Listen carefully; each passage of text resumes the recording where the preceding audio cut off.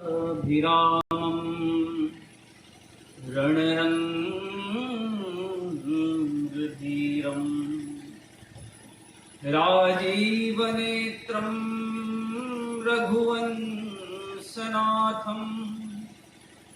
कारुण्यरूपं करुणाकरं तं श्रीरामचन्द्रं शरणं प्रपद्ये।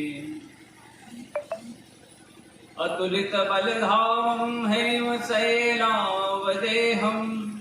दनुजवनकृशानं ज्ञानिनामग्रगण्यं सकलगुणनिधानं वानराणामधीशं रघुपतिप्रियभक्तं वातजातं नमामि। रघुपतिप्रियभक्तं वातजातं नमामि। गंगातरंगरमणीयजटाकलापं गौरीनिरन्तरविभूषितवामभागं नारायण प्रियमनङ्गमदापहारं वाराणसीं पुरपतिं भज विश्वनाथं। वागर्थाविव सम्पृक्तो वागर्थ प्रतिपत्ते जगतः पितरौ वन्दे पार्वती परमेश्वरौ। कृष्णाय वासुदेवाय हरये परमात्मने प्रणतक्लेशनाशाय गोविन्दाय नमो नमः। राधाकरावचितपल्लववल्लरीके राधा पदाङ्गविलसन् मधुरस्थलीके राधा यशोधरमुखमत्तखगावलीके श्रीराधा विहार विपिने रमतां मनो मे। जगत सुता जग जननी जानकी अतिशय प्रिया करुणा जनक सुता जग जननी जानकी अतिशय प्रिया करुणा जानकी। जाके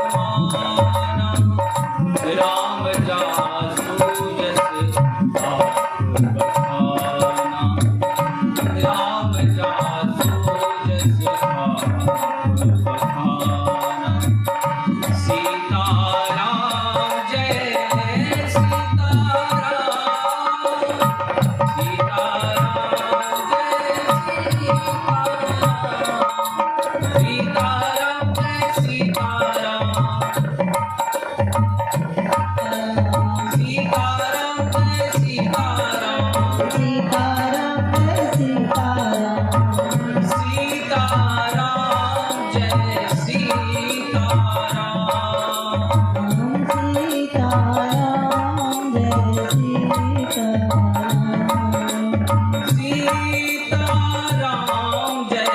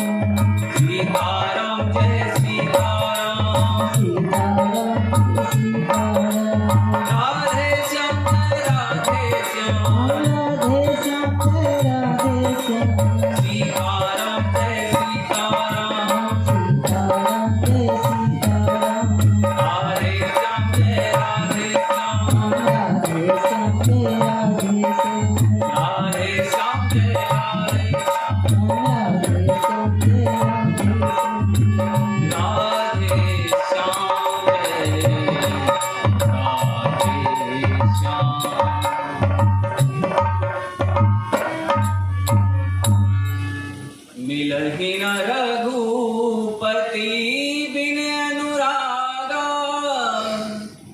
किए जोक जप तपदान विरागा। मिलहि न रघुपति बिन अनुरागा। भगवान श्री सीताराम जी की सुंदर अभूतपूर्व कृपा से यह सुंदर जो सप्तदिवसीय श्री रामचरितमानस सरोवर में गोता लगाने का जो हम लोगों को सौभाग्य प्राप्त हुआ है, तुलसी बाबा कहते हैं वह केवल भगवान की कृपा से, भगवत भक्तों की कृपा से, और यह सुंदर शांत श्री सद्गुरुदेव की साधना तपस्थली है। उस कृपा के ब्याज का यह फल है कि हम लोगों को यह सुंदर अर्चा और चर्चा श्रवण करने और कराने का सौभाग्य प्राप्त हुआ है। सबके हृदय में विराजमान भगवान श्री सीताराम को प्रणाम करते हुए आगे की जो चर्चा है, कल तक हम श्रवण कर रहे थे। मैया पार्वती भगवान शंकर की शरण में जब आई हैं तो बाबा ने श्री रामचरितमानस के उस सुंदर सरोवर में जो रची महेश निज मानस राखा, और पाई सुसमय शिवासन भाखा। जो समय आने पर भगवान ने मैया पार्वती को, क्योंकि हर चीज समय पर ही हमको प्राप्त होती है और समय पर ही अच्छी लगती है। असमय में वर्षा हो तो वह भी हमारे दैनिक कार्य को रोक देती है। असमय में ठंड की गर्मी हो रही है तो एकदम से शीतलता ठंड शुरू हो जाए तो भी हम परेशान हो जाएंगे। और यह मृत्यु लोक तो वैसे ही परेशान लोगों के लिए ही बना हुआ है, क्योंकि दुखालय अशाश्वतम, शाश्वत दुख के आलय में हम सुख की अभिलाषा में बैठे हुए हैं, तो वह कहां से प्राप्त होगा।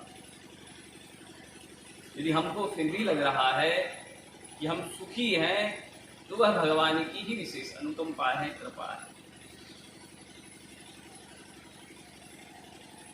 और भगवान का ही यह हमारे जीवन में जो अनुकूलता है, तभी हम अपने जीवन में सुख शांति, क्योंकि जीव जब अपने स्वरूप को जान लेता है, जीव तब जागा जब रघुपति अनुरागा। जब जीव, बाबा बता रहे हैं कि जब जीव जाग जाता है तो उसके जीवन पे रघुपति भगवान श्री सीताराम की जो कृपा रूपी अनुकूलता है वह उसके जीवन में आ जाती है, वह उसको प्राप्त कर लेता है।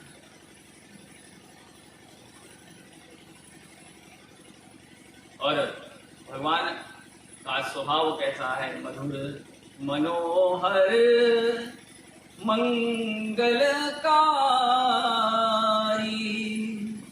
बरसहि राम सुजस बरबारी। बरसहि राम सुजस बरबारी, भगवान की कृपा रूपी वर्षा हम पर बरस रही है।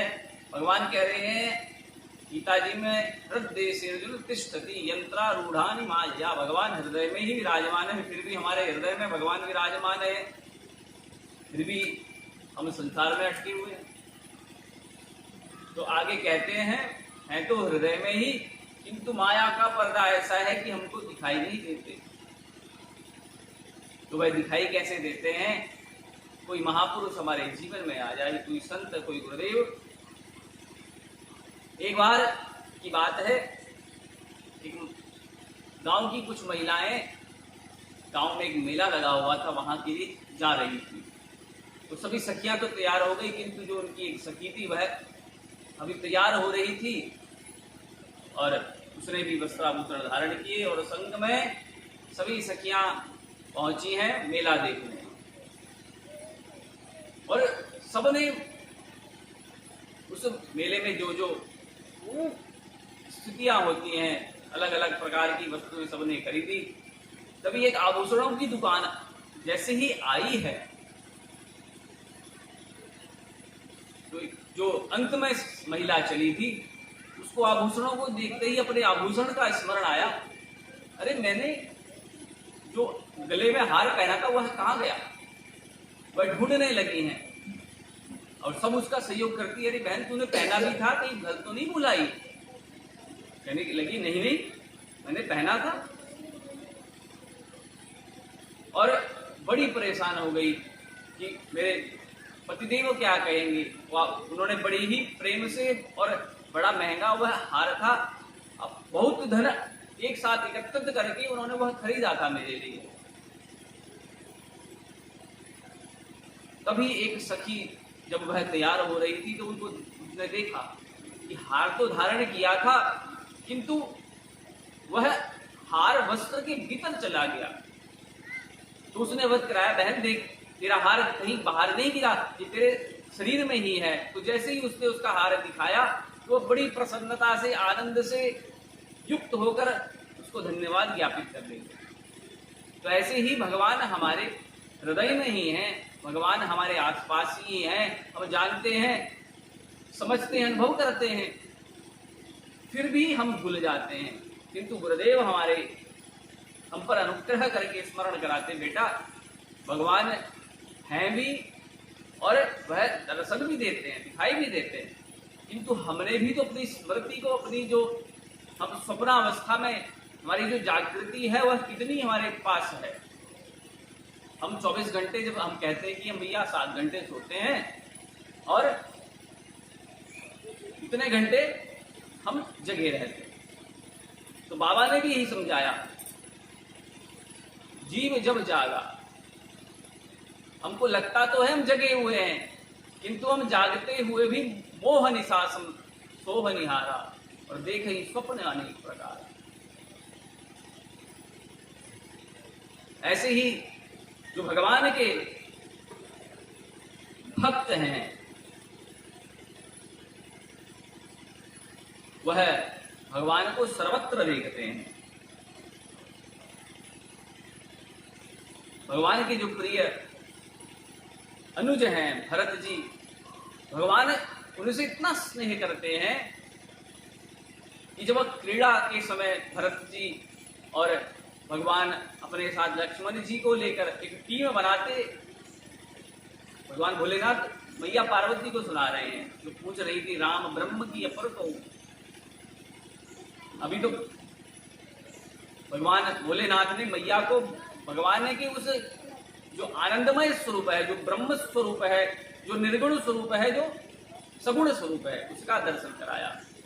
लेकिन भगवान जो परम आनंद वाले थे, वह भक्त के लिए अब सगुण हो गए। भक्त के कारण भगवान सगुण हो जाते। मनु शत्रुपा ने बड़ी साधना करी और भगवान उनके पुत्र के रूप में। अब देखिए, भक्त का भी योगदान है और राक्षसों का भी योगदान है। नारद जी ने भी भगवान को श्राप दिया। गुरुदेव बता रहे थे भगवान भी संसार में आते हैं कोई ना कोई कारण निमित्त बनाकर, और मनुष्य के सदस्य मैया सती भी भगवान विदुषी है, तो भगवान भोलेनाथ जो त्रिभुवन गुरु हैं उनकी पत्नी कोई साधारण तो नहीं होंगी। वह भी भगवान के स्वरूप को देखकर व्यामोहित हो गई, संशय में आ गई, और उनको जब भगवान के स्वरूप का ज्ञान हुआ है कि भगवान निर्गुण, भक्त के कारण भगवान सगुण हो जाते। निर्गुण ब्रह्म भी जो कण में व्याप्त है, जो प्रत्येक देहधारी है, वह स्वयं देह रूप धारण करके भक्त के लिए, क्योंकि भगवान का संकल्प है ग्लानिर्भवति भारत विप्रधेनु सुर संतहित लीन मनुज अवतार। भगवान मनुज का अवतार, मनुष्य का अवतार लेते इसलिए हैं कि विप्र कौन है? जो निरंतर जिसकी बुद्धि भगवान को प्राप्त करने के लिए संकल्पित है। एक तो हम जो कहते हैं कि परंपरा से प्राप्त जो कोई भी जीव है, कोई भी जाति है, जैसे ब्राह्मण चातुर्वर्ण्यम, भगवान कह रहे हैं चातुर्वर्ण्यम मया सृष्टम गुण कर्म विभाग। गुण कर्म विभाग, जो सबको अपना अपना कार्य दिया है। ब्राह्मण का जो कार्य है वह ब्राह्मणत्व योग्य है, ब्राह्मण मस्तिष्क प्रधान है, क्षत्रिय जो है भुजा प्रधान है। तो इसलिए वेद भगवान कह रहे हैं ब्राह्मणों से मुखमासी बाहु राजन्य कृतः उरु तरस्य। और हम जब भगवान के पास जाते हैं या अपने सदगुरुदेव के पास जाते हैं तो आराधना किसकी करते हैं? चरणों की। इसलिए हर चीज का समन्वय है। समाज, हम कहते हैं कि शूद्र क्षुद्र है, नहीं, हम अपने आप को ऊंचा दिखाने के लिए ब्राह्मणों से मुखमासी, लेकिन जब हम भगवान के मंदिर में जाते हैं, गुरुदेव के सबसे पहले चरण ही स्पर्श करते हैं। तो वर्ण व्यवस्था और सामाजिक व्यवस्था सबसे नीचे से प्रारंभ होती है। हम मकान भी बनाते हैं तो सबसे पहले नीचे नींव अच्छी तैयार करते हैं। तो हमारे पैर यदि सही होंगे तो हम हमारे द्वारा लिया हुआ आहार भी वैसे उसको पचाकर हमारे पूरे शरीर में उस रक्त को और हमारे मांस मधिर मेद मज्जा, हमारे शरीर में ऊर्जा तभी ही होगी जब हमारा शूद्र, हमारा जो अंग है वह जब कुशल होगा, तो सारी व्यवस्था, सारा समाज, सारी जो एक, और राम समाज से अलग नहीं है, राम ने सबको एक साथ लिया है। उमा राम स्वभाव जही जाना तासु भजन तज भावना। और यही जो रामचरितमानस का स्वरूप है, वह किसी को ऊंचा बनाना नहीं, किसी को नीचा बनाना नहीं। रामचरितमानस के जो मर्यादा पुरुषोत्तम राम हैं, जिनकी हम आराधना करते हैं, जिनको हम सुनने आए हैं और जिनको सुनाने का जो प्रयास किंचित मात्र गुरुदेव की कृपा से किया जा रहा है,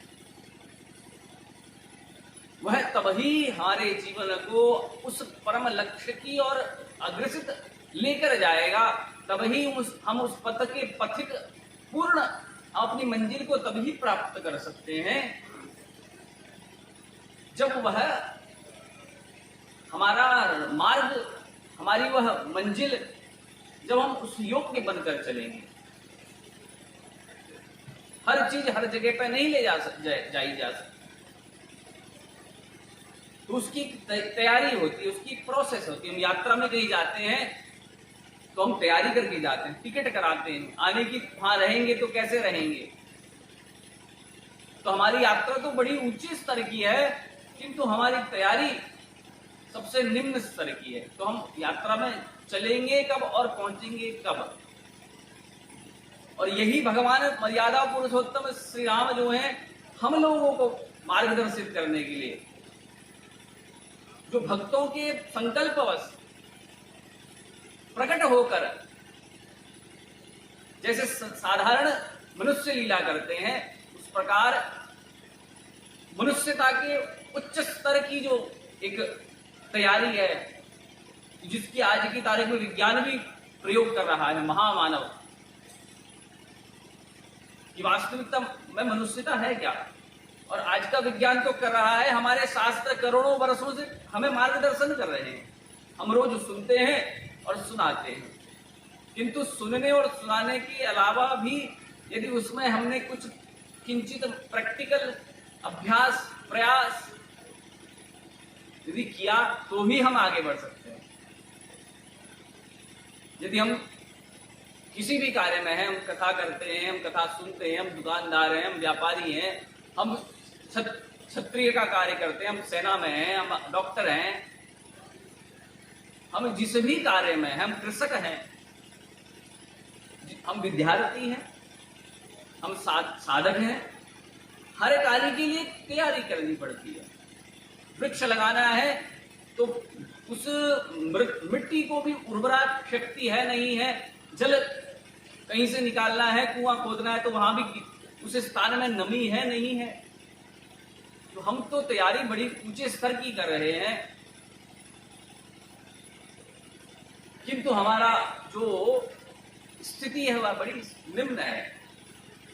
हमारे पास गाड़ी तो है, यह शरीर रूपी गाड़ी है, लेकिन पेट्रोल नहीं है। आप कहेंगे अभी इलेक्ट्रिक से गाड़ी चलने वाली है, भैया इलेक्ट्रिक से भी चलने वाली है तो फिर भी मॉडिफिकेशन होता है। अब वैसे ही युग परिवर्तन है, कलयुग है मान लीजिए, तो कलयुग में भी संत कहते हैं कलयुग केवल नाम आधारा,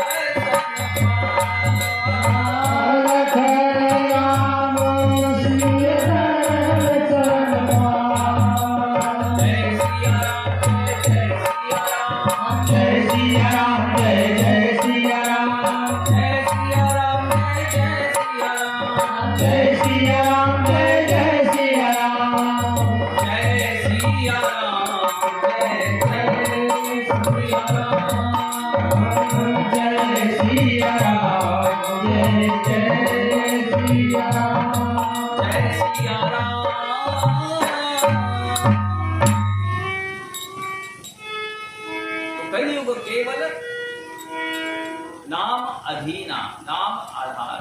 कलयुग में केवल नाम आधार है। तो कलयुग में भी नाम आधार है। तो जैसे हम चर्चा कर रहे थे कि कुछ मॉडिफिकेशन भी किया जाए तो चलना तो मार्ग पर ही चलेगा। तो उस मार्ग पर चलने के लिए हम कितने तैयार हैं? जैसे भगवान श्री राम अपने समस्त परिकरों के साथ साकेत धाम को सबको लेके गए। मान लो अभी भगवान यहाँ प्रकट हो और कहें भैया चलो मेरे साथ, कौन कौन चलेगा? तो उनमें से कोई भी तैयार नहीं, क्योंकि भगवान किसी साधन से नहीं, भगवान तो कृपा से ही थे। और सब साधन फल, सब साधन कर सुफल सुहावा। सब साधन का फल एक ही है, हम सत्संग के साथ रहें, सत्संगति में रहें। और सत्संगति संस्कृति कर सकता, और सत्संगति ही सत्संग संस्कृति के चक्र से अंत कर सकती है। किसी भी कार्य में दक्ष होने के लिए हमको निरंतरता अनिवार्य है। तो ऐसे ही भगवान की प्राप्ति करने के लिए हमारे जीवन में भी निरंतरता आवश्यक है। भगवान की जो हम चर्चा कर रहे थे कि जो अनुज हैं श्री भरत जी, उनका आचरण कितना श्रेष्ठ है। तुलसी बाबा कहते हैं सिया राम। भगवान जो एक अनुज है वह कौन है? भरत जी। सिया राम प्रेम पीयूष पूर्ण, जन्म होत न भरत को, मुनि मन अगम जन, नियम संयम विषम व्रत आचरण। भरत जी जैसा जो आचरण है वह हमारे जीवन में आचार्य का है। कोई आचरण करने वाला, आचरण करोति थी आचार्य, तो आचरण करके बताए। वह भगवान के जो अनुज हैं उन्होंने स्वयं आचरण करके दिखाया।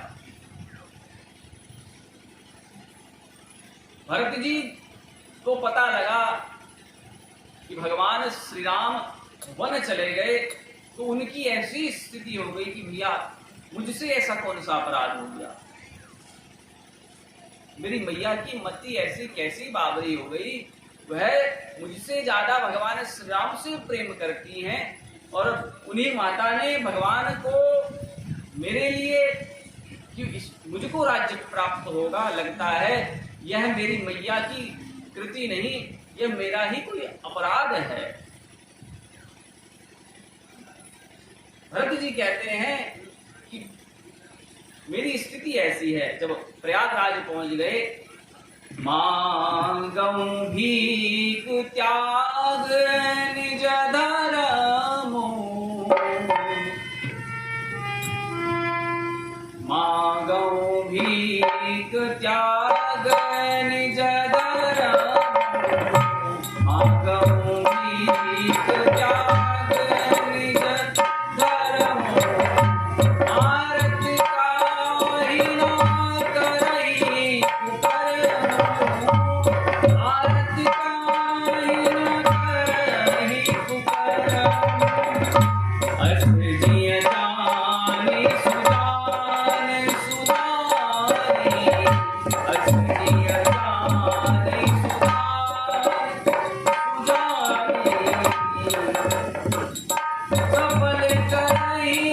त्याग जाचक बानी, सफल कराई जग जाचक जानी।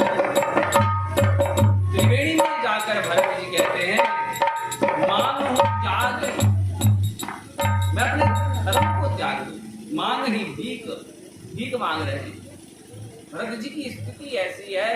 गुरुदेव वशिष्ठ ने भरत जी को कहा भैया यह समय घर त्यागने का नहीं है, भैया चले गए हैं तो आप राजगद्दी संभालिए।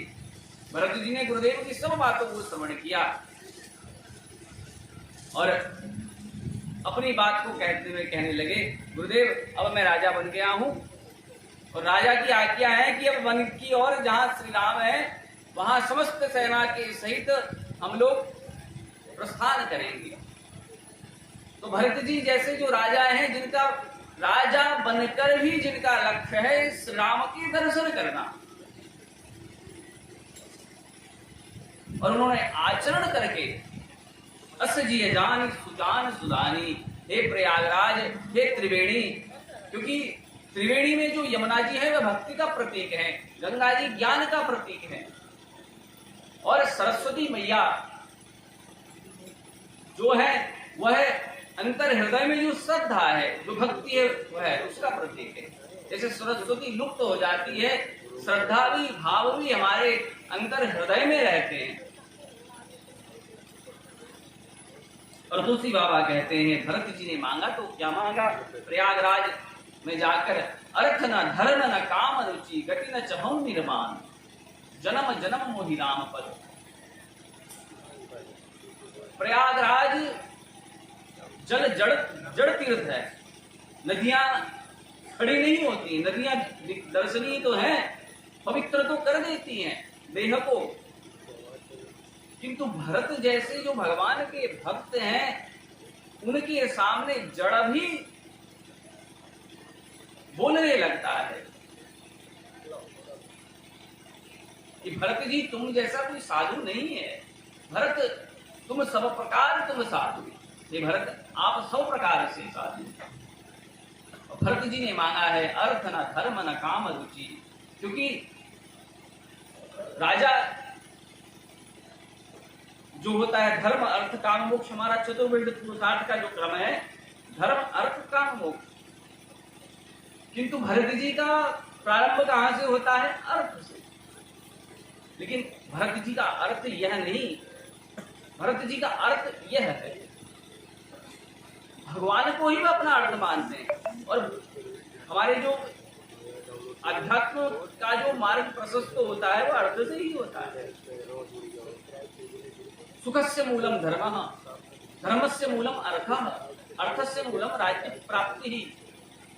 पहले भगवान हमारे पास आए, पहले हमारे जीवन में संपन्नता कौन सी सबसे बड़ी संपन्नता है हमारे जीवन में, भगवत आश्रय, भगवत शरणागति, भगवान के भक्तों की प्रचुर मात्रा में स्थिति।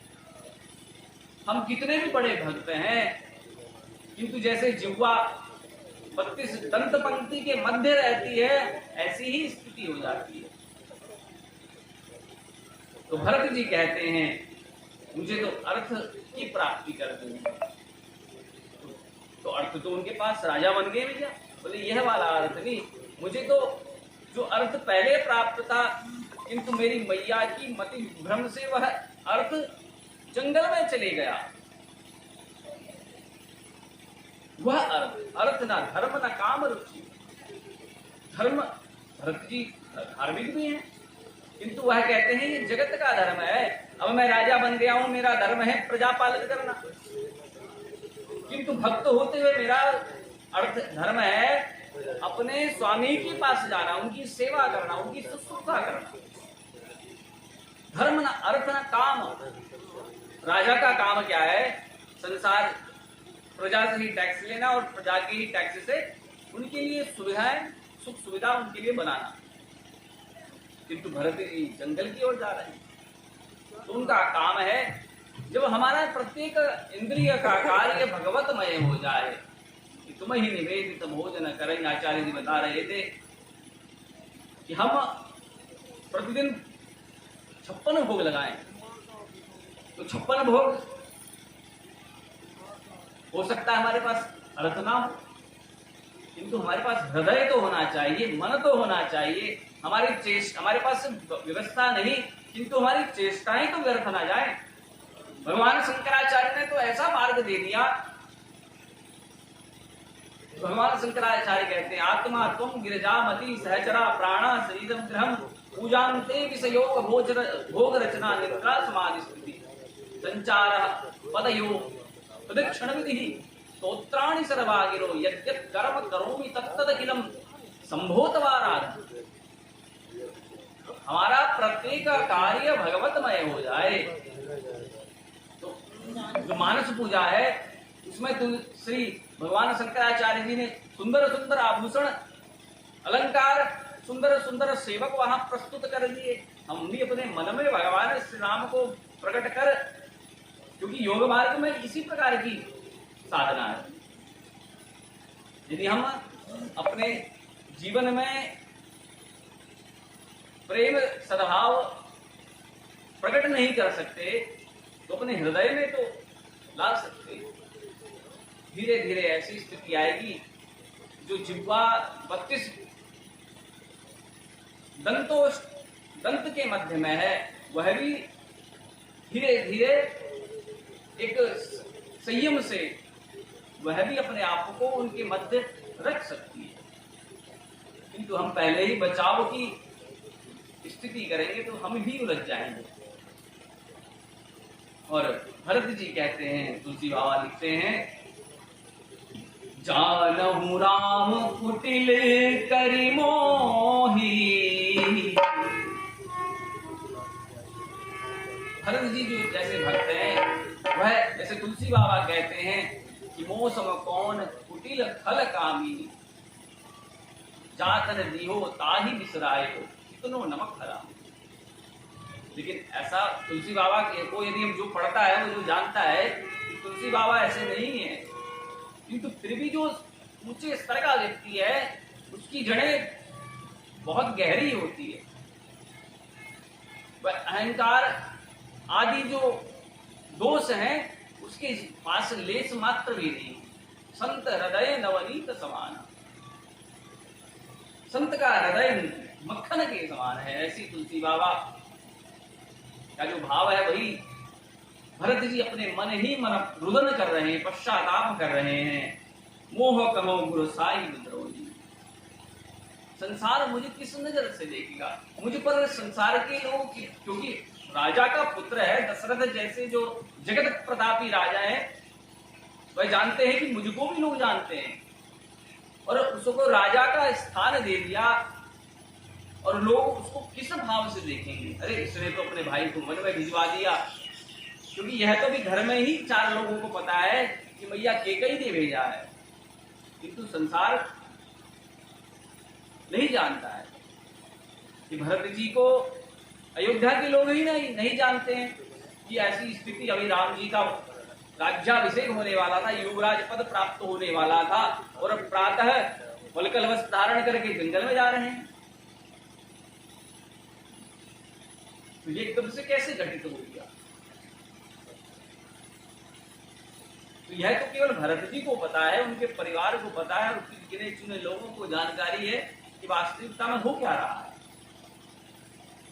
तो अपने आप को भरत जी बड़ा ही दुखी पश्चाताप में सीता राम चरण रति मोरे, प्रयागराज में उनसे एक ही वरदान मांगा है कि मुझे यदि आप कुछ देना चाहें, चाहे मैं कितना बड़ा भी अपराधी हूं, उन भगवान श्री सीताराम की शरणागति मुझे प्राप्त हो। सीताराम चरण रति मोरे अनुदिन बड़हूं अनुग्रह तोरे। और जो मेरे हृदय में यह भाव भी है वह भी उनकी कृपा से है, उसकी निरंतरता का जो आशीर्वाद है वह भी भगवान देंगे। अनुदिन बढ़हूं, निरंतर वह बढ़ता रहे। और यही भाव से उन्होंने, इसी भाव से प्रयागराज के तट पर जो सबको देने वाले हैं, जिनका आचरण करके जो संसार तुलसी बाबा कहते हैं यदि भरत जी का जन्म नहीं होता तो जो आचरण है मुनि मन अगम जम नियम संयम विषम व्रत आचरत को कलिकाल तुलसी से सठन हटि राम सन्मुख करत को।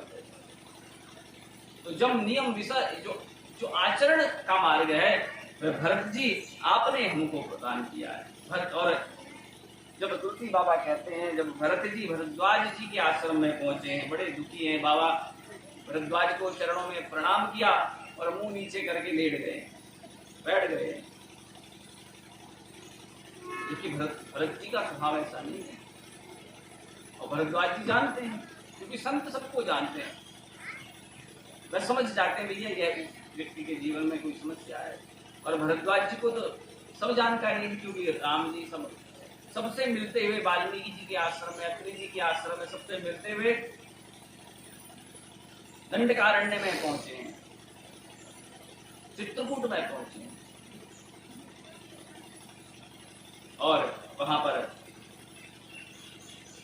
भरत जी ने बहुत प्रकार से समझाया कि हे भरत जी, यह आपका नहीं, यह आपकी मैया का नहीं, यह तो भगवान का ही संकल्प है। और हो सकता है आप वन की ओर जा रहे हैं, आपको भगवान ही बुला रहे हैं, आपके वन जाने का जो कार्यक्रम है वह पहले से नियत है, बस अंतर इतना है आपको अब मैं बता रहा हूं, इसलिए आपको किसी प्रकार की चिंता करने की आवश्यकता नहीं है।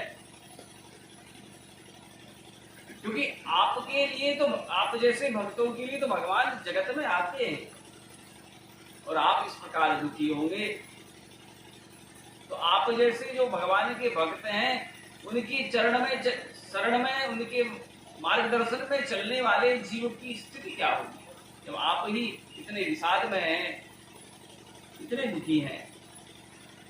तो भरद्वाज जी ने बहुत प्रकार से समझाया है। आगे जब जा रहे हैं तो इंद्र की मति और आ गई, इंद्र को लगा भैया बाबा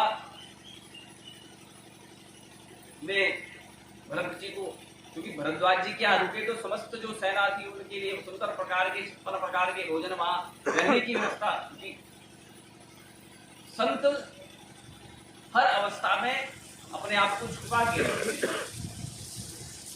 उनके पास ऐसी साधना थी। और उन बाबा ने अब भरत राम जी के मार्ग की ओर चलने का मार्ग भी दिखा दिया है। इंद्र को लगा राम जी और भरत जी मिलेंगे, भरत जी के कहने पर राम जी फिर अयोध्या पहुंच जाएंगे, तो रावण को मारने का जो कार्यक्रम है वह पुनः गड़बड़ा जाएगा, पुनः स्थगित हो जाएगा। तो बृहस्पति जी के पास गए हैं,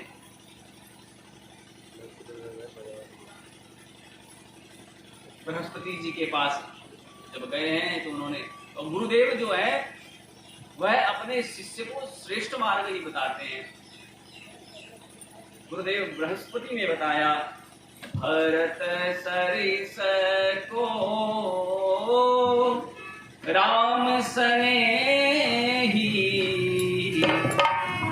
भरत सरिस को राम स्नेही, भरत सरिस को राम स्नेही, भरत सरिस को राम स्नेही, जग जग जाप राम जप देहि, जग जप राम राम जप देहि, भरत सरिस को राम स्नेही, भरत सरिस को राम। कि हे इंद्र, तुम्हारी मति लगता है बोरा गई है। भरत सरिस को राम स्नेही, भरत के समान राम जी को स्नेह करने वाला और राम जी के समान भरत जी को स्नेह करने वाला कौन है? और जो अपराध भक्त कर करही, राम रोष पावक सोज रही, वह राम रोष पावक से जलने लगेगा। और तुम समझते नहीं हो, लगता है तुम्हारा जो ज्ञान है वह रजोगुण में रहकर समाप्त हो गया, तुम जानते नहीं। लोकमुवेद विदित इतिहासा, यह महिमा जाने दुर्वासा। महिमा जो दुर्वासा जी के साथ तुम जानते हो कि किस प्रकार उनके साथ किस प्रकार की स्थिति हुई है। और समय 2 मिनट हमारे पास शेष हैं। और कल हम कह रहे थे कि ब्रह्मा जी के लिए तो 2 मिनट ही है। हमारा 100 वर्ष ब्रह्मा जी का किंचित क्षण, तो हमारे ऊपर ही निर्भर करता है कि हम किस मार्ग के पथिक बने। और गुरुदेव तो कहते हैं कि यह जो मार्ग है यह बागन का बंका, अध्यात्म का मार्ग कोई लल्लू पंजू का मार्ग नहीं है। हम सोचें कि हम रामचरितमानस हमको स्मरण हो गई, हमने सारे शास्त्रों को स्मरण कर लिया, किंतु जब तक जीवन में आचरण नहीं आया, जब तक हमने अनुभव प्रैक्टिकल नहीं किया जिस मार्ग में हम चल रहे हैं, तो तब तक, क्योंकि ये कठिन मार्ग पे चलने वालों का है, इनसे भक्ति ना हो। 3 तरह के गुरुदेव बताते हैं, यह भक्ति इनसे नहीं हो सकती। कामी, क्रोधी, लोभी, दंभी, इनसे भक्ति नहीं होती, क्योंकि भक्ति तो समर्पण का। अभी हम कहें हम सत्यवादी हरिश्चंद्र हैं, थोड़ा आगे बढ़े, किसी ने कुछ पूछ लिया तो हम उससे झूठ बोल रहे हैं। हमारे आसपास ही, अपने आसपास के लोगों से हमारे भीतर इतना जो राग द्वेष है।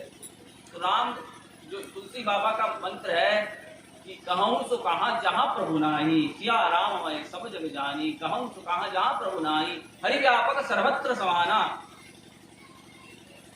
तो वह कहां संभव होगा।